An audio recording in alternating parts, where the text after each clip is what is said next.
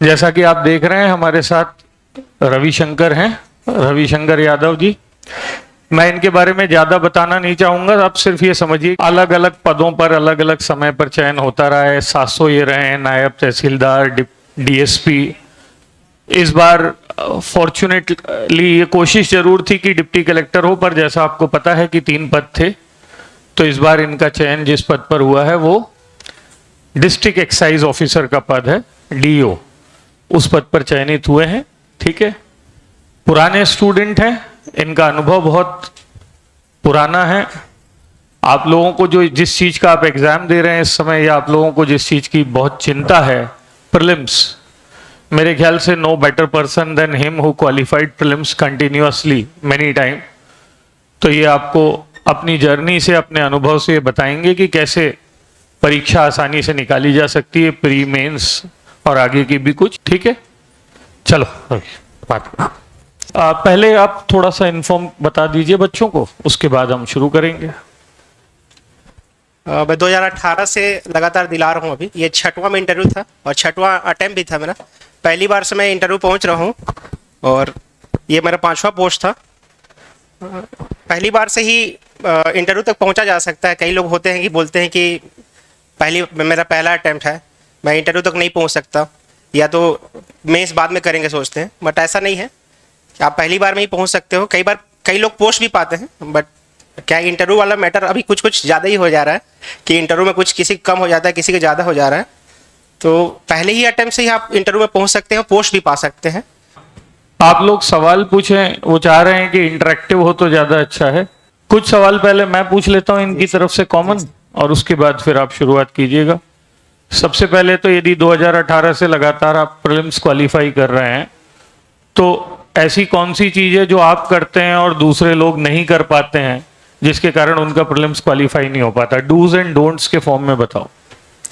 Sir पहले तो ये ध्यान रखना है कि क्या छोड़ना है।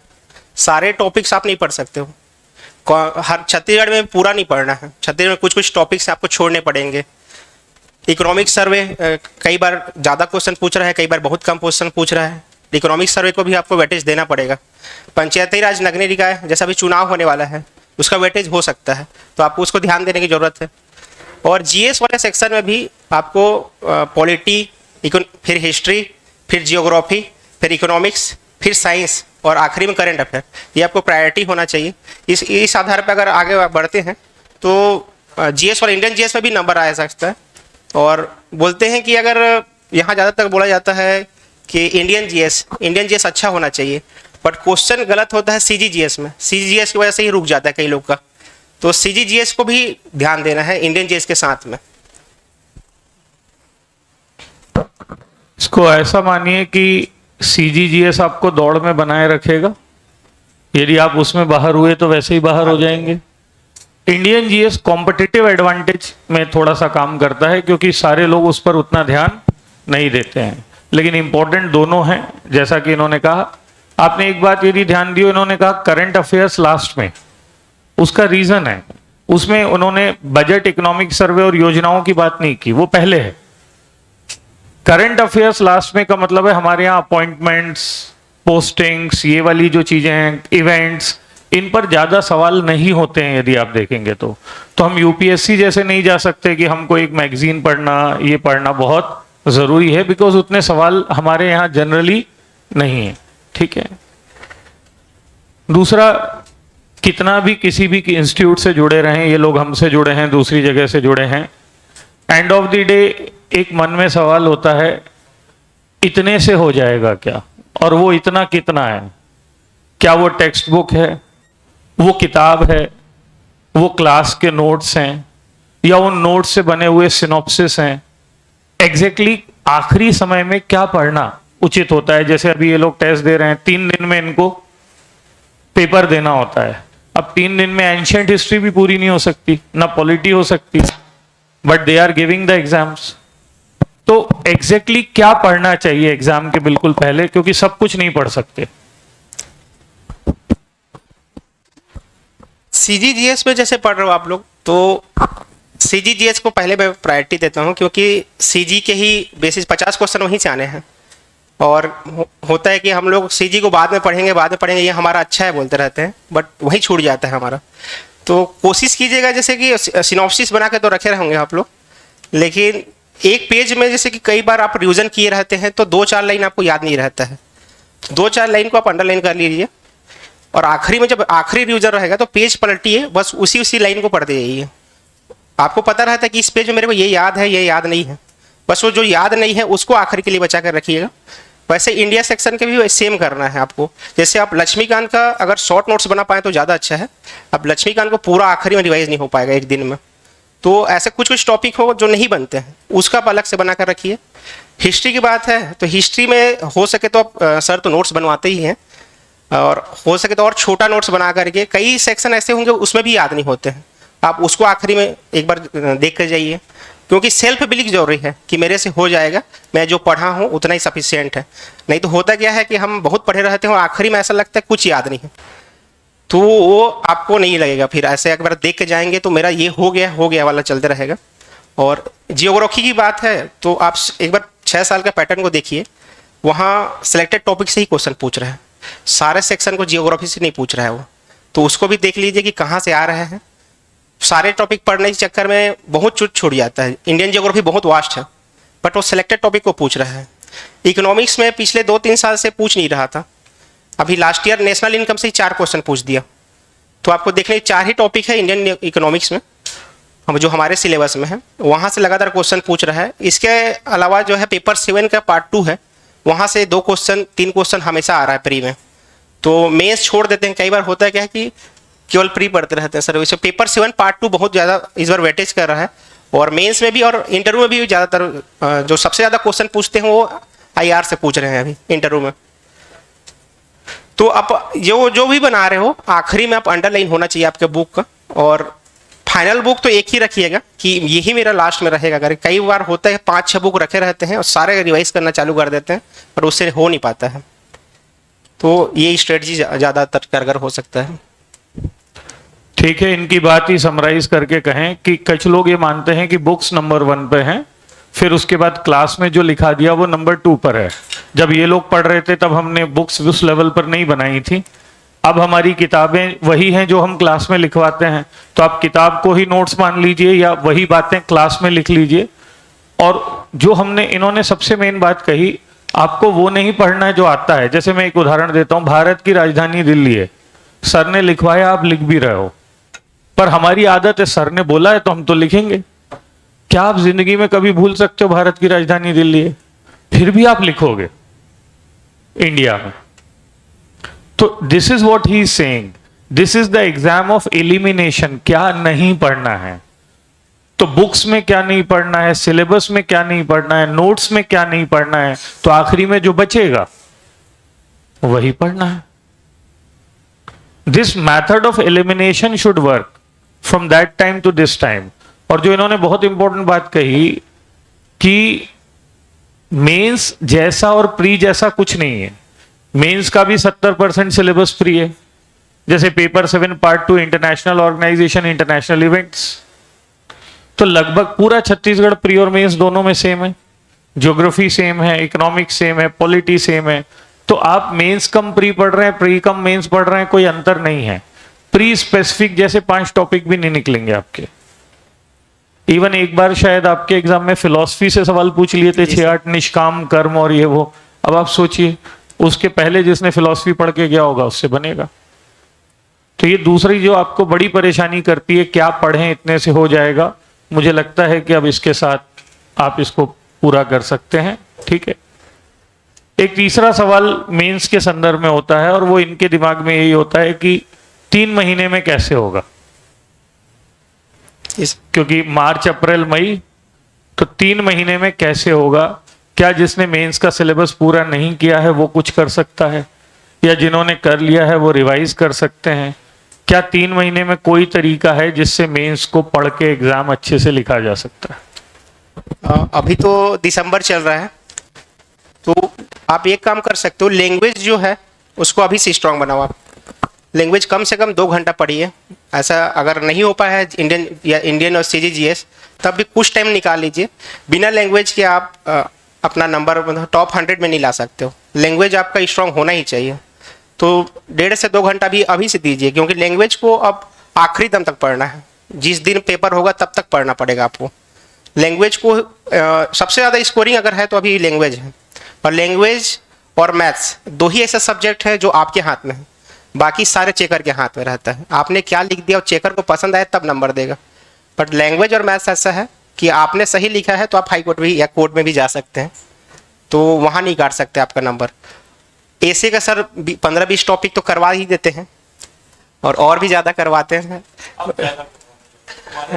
जी सर। तो वहाँ से आपका कंटेंट तो मिल ही जा रहा है, और जो करंट में भी चलते रहता है, तो कुछ मैगजीन आते रहते हैं उसको भी पढ़ सकते हो। और करंट का टॉपिक से वो आपका ऐसे हो जाता है, तो ऐसे में एकदम से बदलने की ज़रूरत नहीं है। वो आखिरी टाइम में भी मतलब 4 महीने में हो सकता है। अभी आप लोग को जो ध्यान में रखना होगा वो लैंग्वेज को साथ में चलाना होगा और मैथ्स को बनाते रहना हो। कई इंजीनियर दोस्त सर मेरे ऐसे हैं जो हमसे तो मैथ्स बन जाएगा सोचते हैं, बट वहाँ 15 नंबर 20 नंबर में अटक जा रहे हैं, और उसी के चक्कर में वो 20 और 20 नंबर का बहुत फर्क पड़ता है। 20 और 40 नंबर में आपका रैंक 150 से 20 में आ सकते हैं, तो बहुत मैटर करेगा। दो सब्जेक्ट अभी से पढ़ के चलिए। अगर मैथ्स और आपका लैंग्वेज हो गया है तो फिर आप 4 महीना में जो कर सकते हैं, नहीं तो अगर लैंग्वेज को उस समय पढ़ोगे तो नहीं हो पाएगा। मोरोवर ये दोनों सीसेट के लिए भी ज़रूरी है, क्वालिफाई तो करना ही है आपको। और दूसरा, जैसे इन्होंने कहा, ये 2 बातें एकदम सही हैं। ये 2 सब्जेक्ट हैं जो ऑब्जेक्टिव नेचर के हैं। ऑब्जेक्टिव मतलब इसमें सही है तो सही है, गलत है तो गलत है। एग्जामिनर की मनमर्जी नहीं चल सकती इसमें, तो इसमें या तो नंबर मिलते हैं या नहीं मिलते हैं। दूसरा, ये दोनों किसी के पढ़ने पढ़ाने की बस की बात नहीं है, प्रैक्टिस है शायद। जी सर। कोई कितना भी अच्छा टीचर हो, खराब टीचर हो, यहाँ टीचर का योगदान ज़्यादा नहीं है, आपके मेहनत का योगदान ज़्यादा है। तो उसको अभी से शुरू कीजिए तो डेफिनेटली वो बेहतर होगा। और उसके बाद बाकी सिलेबस चूंकि प्री से जुड़ा हुआ होगा तो शायद आप रिवाइज कर सकते हैं, वो आपके लिए ज़रूरी है। मेंस के एग्ज़ाम के लिए अपार्ट फ्रॉम ये जो आपने बताया कि सब्जेक्ट्स पर वेटेज के हिसाब से ध्यान देना चाहिए, और क्या क्या चीज़ें हैं जो लगातार, जैसे आपको जॉब के साथ इतना समय नहीं मिलता होगा, लेकिन फिर भी आपका यदि सिलेक्शन हो रहा है तो या आपका प्रेजेंटेशन होगा या आपकी प्रैक्टिस होगी या आप टेस्ट सीरीज देते, ऐसे क्या स्ट्रेटेजी अपनाते हैं कि मेंस आपका हर बार क्वालिफाई होता है? उसमें भी देखिए पबेट है, इस बार पबेट का इस बड़ा 30 से 35 नंबर कर दिया। इससे पहले 5 नंबर 7 नंबर तक पूछ रहा था, लेकिन पबेट अगर अभी इस बार अच्छा किए रहते तो इकोनॉमिक्स का पेपर में पबेट से क्वेश्चन पूछा है। 2 टॉपिक पबेट के इकोनॉमिक्स में भी दिया हुआ है, तो पबेट स्ट्रांग होना चाहिए। और पॉलिटी के लिए जो पढ़ रहे हैं वो प्री में जितना पढ़ ली है, पॉलिटी 25 नंबर के लाख बना ही लेते हैं। हमारा सिलेबस में 50 नंबर है, दोनों पबेट और आपका पॉलिटी। उसके साथ में पंचायती राज और नगरीय निकाय भी है, तो 20-25 का नंबर का है। तो पॉलिटी को अलग से टाइम देने की जरूरत नहीं है, अभी जितना पढ़ना है पॉलिटी को पढ़ लीजिए। और जो सीजी है, सीजी के लिए आप रोज कम से कम 3 घंटा सीजी जीएस के लिए अभी से रखिए, और जिस दिन फ्री होता है उसके बाद से मेंस तक आपको रोज कम से कम 1 घंटा तो सीजी को देना पड़ेगा। वो 350 नंबर का मेंस में भी है वो, तो आपको आखिरी में ये नहीं सीजी को रिवाइज करना ना पड़े कम से कम, तो वो 350 नंबर वो हो जाएगा। दर्शन बहुत वास्ट सिलेबस है, बट आप लोग देखे होंगे इस बार का पैटर्न पिछले 5 बार से अलग था। इस बार कंपैरेटिव पूछा है, इससे पहले 1-लाइनर पूछ रहा था, जो है वही पूछ रहा था। तो अब वो वाला नहीं रह गया कि आप लोगों को खाली इस टॉपिक के बारे में जानना होगा। दर्शन को भी थोड़ा सा दो फिलोसोफर को जोड़ के पढ़ो, क्या पूछा जा सकता है, थोड़ा सा व्यू आपको जानने की जरूरत है। नहीं तो बहुत कम नंबर, बहुत कम स्कोरिंग हुआ इस बार पेपर 6 में। पेपर 6 में ऐसे किया जा सकता है। जियोग्राफी आप लोग अभी जो भी पढ़ रहे हैं ना, मेंस में भी आप देखे होंगे, अगर मेंस का क्वेश्चन आप देखे होंगे तो जियोग्राफी को जो प्री में पढ़े रहते हैं उसी से लगभग बन जाता है वो। थोड़ा सा आंसर राइटिंग आपको करने की जरूरत है। पेपर 7 है जो सबसे कम स्कोरिंग शुरू से रहा है अभी तक, उसमें कभी 100+ पाना मतलब बहुत बड़ी उपलब्धि होती है। इस बार भी 87-88 हाईएस्ट मार्क्स है उसमें। तो पेपर 7 में डायनेमिक नेचर है, और उसमें कुछ भी पूछ रहा है, उस सिलेबस से पूछता तो आदमी बना भी लेता है। तो सिलेबस से पार्ट 1 में तो लगभग सिलेबस से बाहर से पूछता है, वो कौन से एक्ट से पूछता है वो किसी को नहीं पता रहता है। तो आपको वहाँ या तो छोड़ दीजिए, अगर वहाँ आपका अगर अपना समय बचाना है तो उसको छोड़ सकते हो आप। और जो पार्ट 2 है, पार्ट 2 पूरा डायनेमिक है, जो अभी रिसेंट में चलते रहेगा, जैसे ब्रिक्स हो रहा है, अभी ब्रिक्स का हुआ है, समिट हुआ है, G20 का हुआ है, आसियान का हुआ है, SCO का हुआ है, तो यहाँ से अभी जो भारत में क्या प्राथमिकता रही है उसको आप करंट से अपडेट रखिए, अपने कुछ की पॉइंट्स को अपने नोट्स में ऐड करके रखिए। उसके बाद जो आखिरी उस समय कुछ चलते रहेगा मेन से पहले, तो उसको लिख कर रखिए, तो आपको अपने आंसर में वो जो आप दूसरे आंसर लिख रहे हैं वो आपके आंसर से थोड़ा सा अच्छा हो सकता है। तो पेपर 7 और पार्ट 3 क्या है, पार्ट 3 के लिए जो सर नोट्स बनवाते हैं वो सफिशिएंट है, बहुत सफिशिएंट है वो। पार्ट 1 में नहीं बोल सकते, पार्ट 1 में तो कहाँ से पूछता किसी को पता भी नहीं है, और पार्ट 2 में जो डायनेमिक नेचर है तो कुछ कुछ बदलते ही रहेगा उसमें। जितने भी सिलेक्टेड स्टूडेंट लास्ट ईयर मिलने आए थे और इस साल भी मुझसे मिले हैं, उन सब ने पेपर 7 का कंसर्न मुझको बताया है। फिलॉसफी का भी कंसर्न बताया है इस बार के लिए। फिलॉसफी के लिए तो मैं श्योर हूँ इस बैच में हमने जो क्लासेस की हैं उसको वही ध्यान में रखकर किया था कि उन्होंने लेवल बढ़ाया है, तो हम अपना लेवल और गहरा करें, और एक बार आप नोट्स वगैरह को देखेंगे तो मैनेज कर लेंगे। पेपर 7 पार्ट 1 में जो एक्ट्स लिखे हैं इंडिया के, वो हमारे हाथ में, उनमें आप अपडेशन याद रखिए। जैसे 2019 में बहुत सारे एक्ट संशोधित हो चुके हैं, प्रिवेंशन ऑफ करप्शन हो, कंज्यूमर प्रोटेक्शन एक्ट हो, बहुत सारे, आरटीआई में बदलाव हुआ है, तो उन बदलावों का उल्लेख करना जरूरी है, तो थोड़ा नंबर ज्यादा आएगा। एक वो वाली चीज है। दूसरा, सीजी में हमारा बस नहीं है, 2000 एक्ट हैं। आपने लैंड रेवेन्यू पढ़ा तो नर्सिंग होम पूछ लेंगे, आपने नर्सिंग होम पढ़ा तो वो गैम्बलिंग एक्ट पूछ लेंगे, मतलब एक्ट्स की कोई लिमिट नहीं है। तो वहां पर इन्होंने जैसे कहा आप छोड़ सकते हैं, जो 10-5 एक्ट हमारे बस में है, टोनही और पब्लिक सर्विस गारंटी और 2-4 उन्हीं को आप कर सकते हैं, क्योंकि देखो उन्होंने लिखा है इंडिया में ये एक्ट है, सीजी में कल्याणकारी एक्ट है, तो कल्याणकारी मतलब भगवान मालिक है, तो वहां कुछ नहीं कर सकते। पार्ट 2 उन्होंने बता ही दिया है। पार्ट 3 में जैसे इस बार हमने क्लास की है, नई शिक्षा नीति का उल्लेख करना है हर टॉपिक में।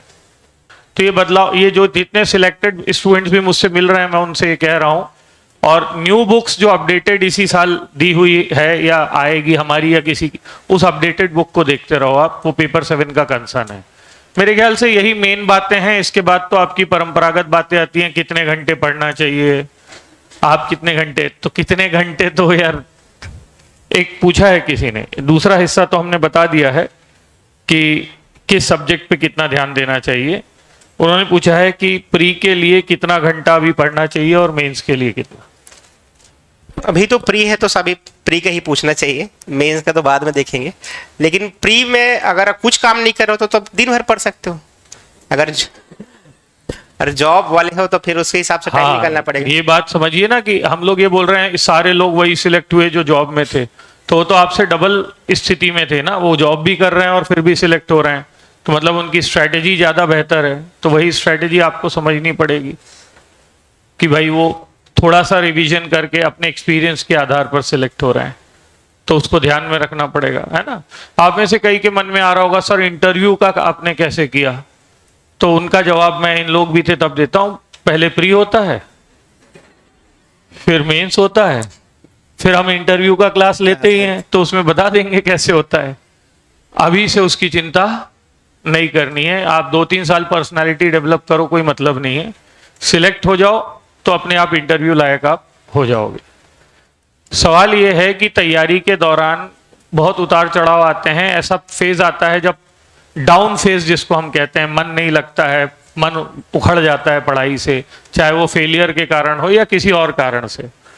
तो उनका पूछना है कि आपकी तैयारी में भी ऐसे पड़ाव आए होंगे, तो उस दौरान आप अपने आप को मोटिवेटेड कैसे रखते थे? अगर आपको टारगेट अगर डीसी बनना है या कोई सा पोस्ट लेना है, तो आपको 1 से 2 दिन से, अगर डिस्ट्रैक्शन भी 2 दिन से ज़्यादा नहीं रोक पाएगा। कि अगर आपको बनना है तो आपको पढ़ना ही पड़ेगा।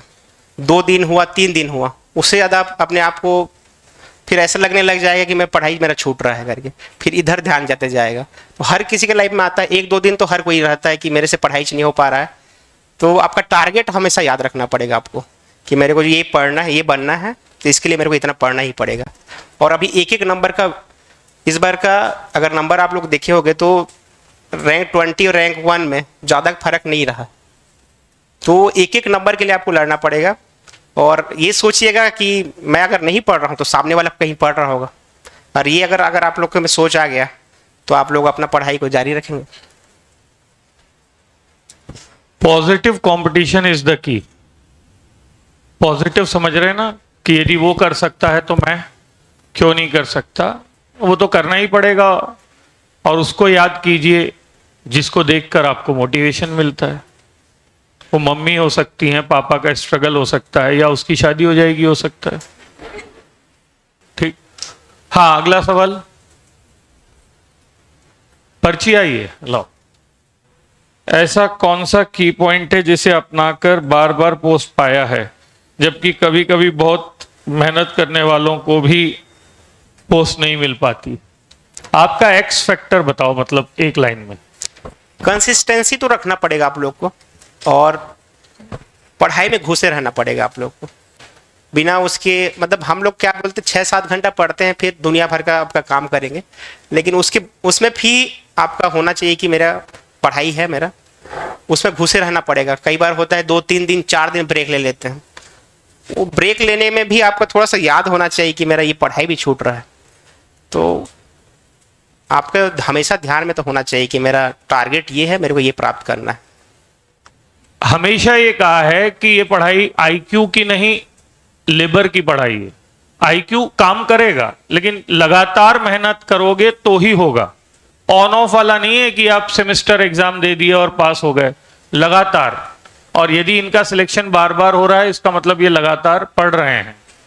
और वो लगातार पढ़ना ही तो सबसे बड़ी लड़ाई है आपके साथ, क्योंकि धोखे से इंजीनियरिंग करके आए लोग लगातार नहीं पढ़ते, और ज्यादातर वहीं से होते हैं। हम सेमेस्टर में पढ़ने वाले लोग हो गए हैं ना, तो लगातार पढ़ने की आदत डालिए, भले ही वो 4 घंटे हो, फिर 6 करिए, फिर 8 करिए। टेस्ट में कम नंबर आता है, क्या करें? अरे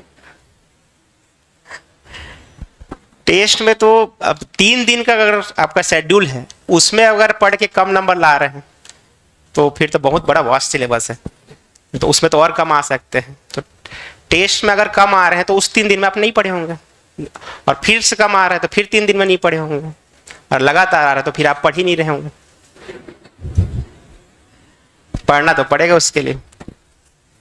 एक दूसरा भी कारण हो सकता है, आप जैसा पढ़ना चाहिए वैसे नहीं पढ़े हो। जैसा इन्होंने कहा ना, आप 5 किताब लेके रिवाइज कर रहे हो तो 10% ही नहीं कर पाए। आपको सिनॉप्सिस और नोट्स रिवाइज करने हैं उस समय, और आप सिलेबस पूरा कर रहे हो। ठीक। दूसरा, हमने खुद ने भी कहा है कि आपके सर पे ना चढ़े, थोड़े कम नंबर देना। तो थोड़ा सा तो उस पर परेशान नहीं होना। यहां जो मिल रहा है, हो सकता है कि थोड़ा सा वहां लीनियंट चेकिंग हो जाए, पर हम ये चाहते हैं कि कई बार यहां पे ऐसा हो जाता है ना, बहुत नंबर मिल गया तो आदमी आसमान में उड़ने लगता है, तो ऐसा नहीं होना। और अब तो बहुत सारे लोग चेक कर रहे हैं इस बार, यदि उनकी ये वाला फेक है या सही है, कि 200 लोग कॉपी चेक किए। सही है सर, इसका 300 प्लस चेक की। 300 लोग, तो यदि ये है तो बहुत बढ़िया चीज हो गई है, क्योंकि इससे सब्जेक्टिविटी खत्म हो जाएगी। और सर इस बार न्यूज़पेपर में आया था कि एक ही कॉपी में 46 टीचर चेक की। हाँ, एक कॉपी 46 टीचर चेक कर रहे हैं। इसका मतलब किसी ने एक में आपको खड़ूस था, कम नंबर दिया, तो किसी ने ज्यादा दिया, तो इवन आउट हो जाएगा। तो ये यूपीएससी में होता है, मुझे ये पता था, और शायद इन्होंने भी वहीं से इनहेरिट किया है। तो ये बहुत अच्छी बात है, फिर आपको चिंता करने की जरूरत नहीं है। और कुछ सवाल दिखाओ।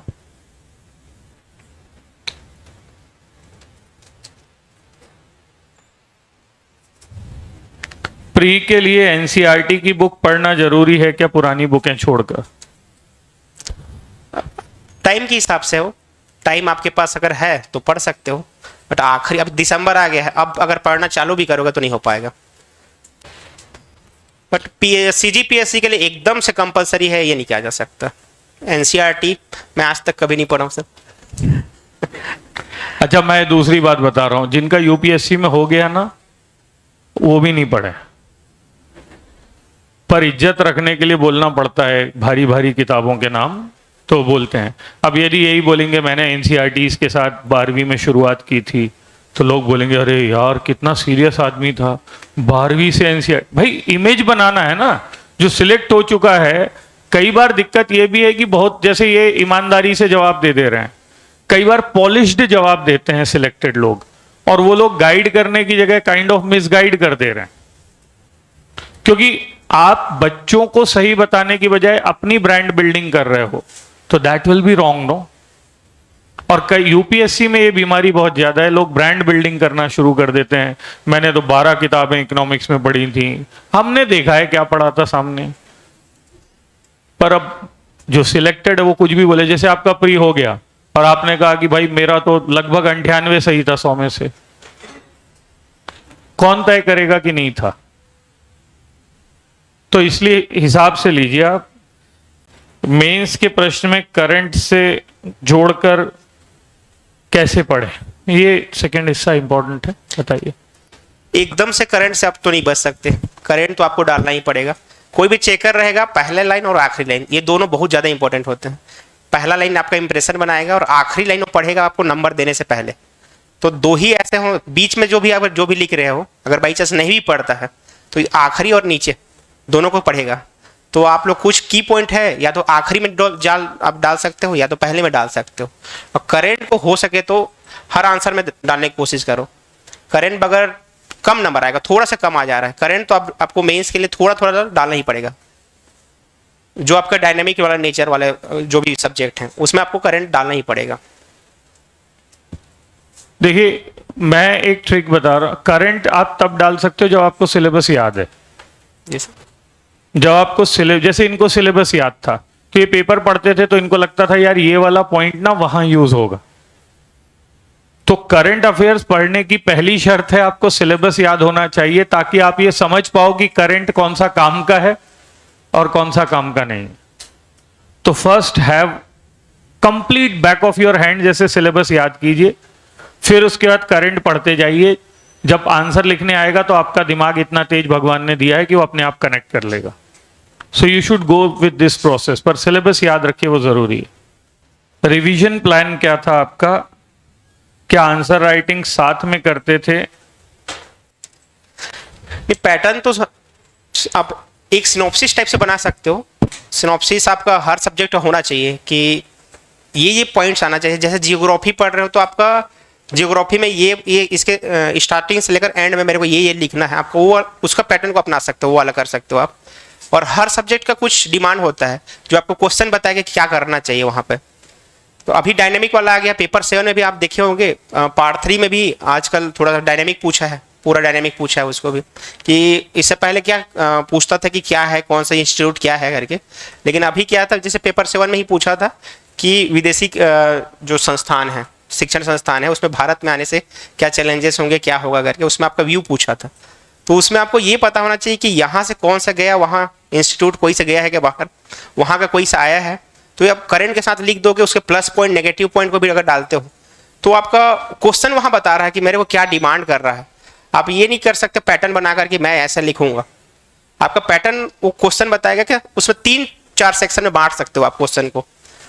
ये छोटे में तो नहीं है, 2 नंबर 4 नंबर में नहीं कर सकते हो, 8, 10 और 15 में आपके क्वेश्चन बताएगा कि आपको क्या पैटर्न अपनाना है। और सिनॉप्सिस तो सिनॉप्सिस बगैर तो आप लोग रिकॉल भी नहीं कर पाओगे। आप लोग सिनॉप्सिस जरूरी है आप लोग को।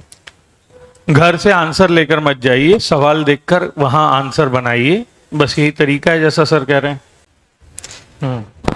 अगर आप डेली बेसिस से पढ़ रहे हैं तो आपको जो आखिरी में मैगजीन मिलता है वो बहुत जल्दी नहीं पढ़ जाएगा। और अगर डेली बेसिस में नहीं पढ़ रहे हैं तो आखिरी में पढ़ेंगे तो आपको 1 महीना तो उसी को पढ़ने में लग जाएगा। तो करंट के लिए आपको न्यूज़पेपर तो पढ़ना ही पड़ेगा। न्यूज़पेपर पढ़ते रहिए, उसमें आप जैसे कि कुछ सेक्शन होते हैं जो हमेशा पूछेगा। पेपर 7 पार्ट 2 में स्पोर्ट्स जो डाल दिया है, तो स्पोर्ट्स वाला तो पूछेगा ही, 2 क्वेश्चन रहता है हमेशा करंट से, 2 क्वेश्चन स्पोर्ट्स में प्री में भी पूछेगा आपका। तो स्पोर्ट्स सेक्शन को आप पहले से करते रहिए, नाम याद करने की कोशिश कीजिए कि कौन कौन से अभी गोल्ड मेडल पाए हैं। ओलंपिक हुआ है आपका, दोनों ओलंपिक हुआ है, बस्तर ओलंपिक चल रहा है, तो ओलंपिक से एक क्वेश्चन आना है। वर्ल्ड कप हुआ है, अभी वर्ल्ड कप हुआ है, चेस ओलंपियाड हुआ है, जो जो चल रहा है उसको आप अगर करंट न्यूज़पेपर पढ़ रहे हैं तो आपको आखिरी में उतना टाइम नहीं लगेगा।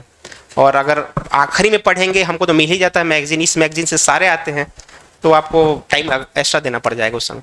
और करंट पास्ट बना के नहीं पढ़ा जाता जैसा उन्होंने कहा। भाई आप 6 महीने का करंट, ये लाइन ही विरोधाभासी है। यदि 6 महीने का है तो करंट कैसे है, और करंट है तो 6 महीने का कैसे है? तो रोज न्यूज़पेपर पढ़ो, कौन सा जिसमें ऐड कम हो? खराब कोई नहीं होता, जिसमें अच्छी खबरें आती हैं, अच्छा एडिटोरियल आता है। कोई भी एक न्यूज़पेपर रोज पढ़ो। करंट में consistency is the key. Mains RTI copy मिल सकता है क्या? मिलता है शायद, बताइए। मिलेगा अभी तो, एक हफ्ता बाद तो आ ही जाएगा, अपलोड कर देते हैं। हाँ, आप अपने आईडी के साथ निकाल सकते हैं ना उसको। जी। हाँ ठीक है, मिलता है कॉपी। मेंस आंसर राइटिंग कैसे करें, ये बार बार आ रहा है, बताओ भाई। आंसर राइटिंग तो एक टेस्ट सीरीज के साथ किया जा सकता है, और या तो आप एक दिन में 5-5 क्वेश्चन उठा लो। सारे सब्जेक्ट का पूरा नहीं किया जा सकता है। मतलब 2 नंबर का, 4 नंबर का, 8 नंबर का, 10 नंबर और 15 नंबर का, उसका आप अलग अलग करके 2-2 क्वेश्चन करके प्रैक्टिस हो जाएगा। आंसर राइटिंग में ये मत देखिए कि मेरे को इस आंसर को कैसा लिखना है, एक पैटर्न को अपना लो। इस पैटर्न में मेरे को लिखना है करके। हर सब्जेक्ट का कुछ पैटर्न होता है, उस पैटर्न को अपनाओ और फिर वहाँ क्वेश्चन जो आता है उसके हिसाब से उसको फुलफिल करो। क्या प्री और मेंस का सिलेबस साथ पढ़ना चाहिए?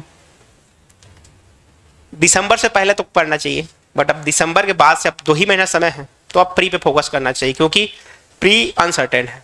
मेंस में आप एक बार लिख सकते हो, आपका स्किल आपको निकलवा सकता है, लेकिन प्री के लिए स्किल आपको नहीं, वहाँ आपको हार्ड वर्क करना पड़ेगा। सिलेबस वास्ट है, भूल जाते हैं, कितनी बार रिवीजन करें कि याद रहे? रिवीजन का एक टेक्निक होता है कि आप आज पढ़े हो, कल उसको मतलब नया पढ़ने से पहले एक बार और रिवाइज करो, फिर अगले दिन पढ़ने से पहले एक बार और देख लो। 3-4 बार करने के बाद ना, जो नहीं याद हो रहा है उसको अब पढ़ना है आपको, उसी को बार बार नहीं पढ़ना है। जैसे 3 बार पढ़ लिया आप, फिर चौथी बार जैसे पढ़ रहे हो, तो जो नहीं याद हो रहा है अब उसको पढ़ना है, जो पहले पढ़ चुके थे, तो आपको याद होते जाएगा। और रिवीजन एक बार नहीं होता है, वो 20 से 25 बार रिवीजन हो जाएगा फिर आपको, तो आपको याद भी रहते जाएगा। 5-10 बार रिवीजन यदि हो जाता है तो उसके बाद 80% चीजें याद रह जाती हैं, बचा हुआ 20% आपको पढ़ना होगा। जो बच्चे 19-20 साल के हैं उनको आसानी से डिस्ट्रैक्शन हो जाता है, लगातार पढ़ने की उनकी आदत नहीं होती है। ये आदत कैसे डेवलप करें? मैं पहले भी जैसे बताया सर कि टारगेट आपको याद है, तो ज़्यादा दिन तक आपको डिस्ट्रैक्शन दूर नहीं रख सकता है। आपको टारगेट सेट करना पड़ेगा, मेरे को ये पोस्ट लेना है, तो मतलब लेना है। तो वही चेहरा सामने रखो, तभी लगातार, है ना, डिस्ट्रैक्शन नहीं होगा। आपका लक्ष्य सामने रखो, वही तरीका है। चलिए, तो मेरे ख्याल से ज़्यादातर सवालों का जवाब मिल गया होगा। मेमोरी के तौर पर हम इनको देना चाहेंगे।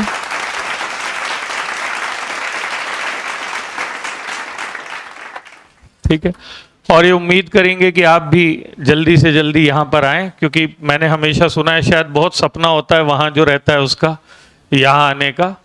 तो इतना बड़ा अचीवमेंट, मतलब सिलेक्शन बड़ा अचीवमेंट है, पर कुछ लोगों के लिए यहाँ आना भी होता है। तो आप इनको देखकर मोटिवेट होइए, इनकी मेहनत से मोटिवेट होइए, इनकी लगन से, इनकी लगातार पढ़ाई से मोटिवेट होइए। ठीक है, और ये सोचिए कि ये जॉब के साथ यदि इतना पढ़ सकते हैं तो आप घर पर क्यों नहीं पढ़ सकते। ठीक है, फिर से एक बार आपका बहुत बहुत धन्यवाद। ठीक है, और आशा आप मिलते रहेंगे, बच्चों को बताते रहें। ठीक।